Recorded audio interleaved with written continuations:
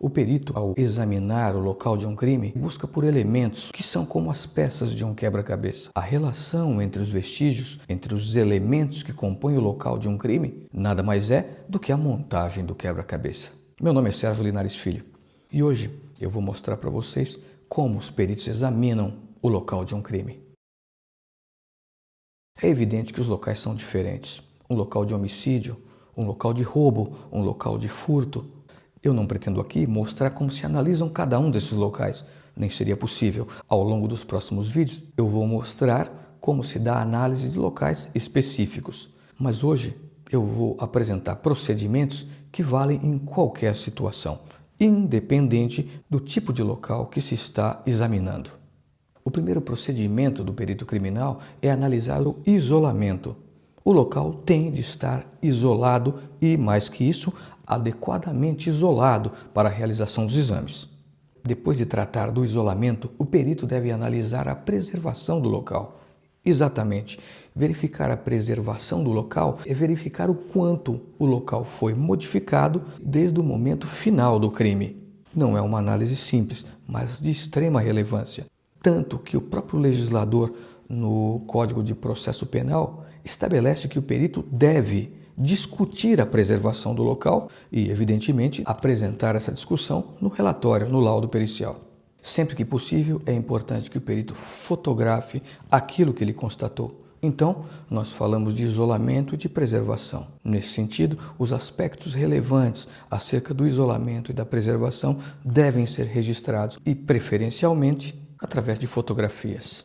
O próximo ponto é a determinação do núcleo do local do crime. Eu não vou explicar em detalhes o que vem a ser um núcleo de local de crime. Ao longo dos próximos vídeos a gente vai voltar nesse tema e vocês vão verificar que não há dificuldades. Mas eu precisaria de um pouco mais de tempo. Agora, vocês podem ter em mente que o núcleo de um local de crime é o elemento ou conjunto de elementos mais importantes do local.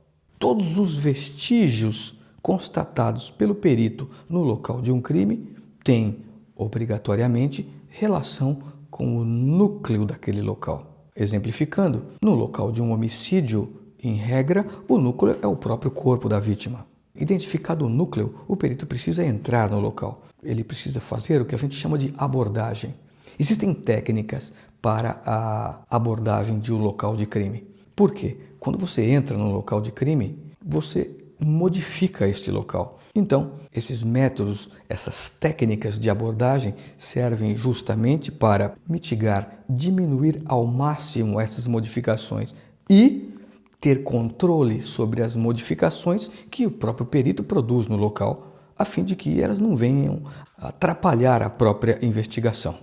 Na abordagem do local, o perito deve passar a pesquisar vestígios.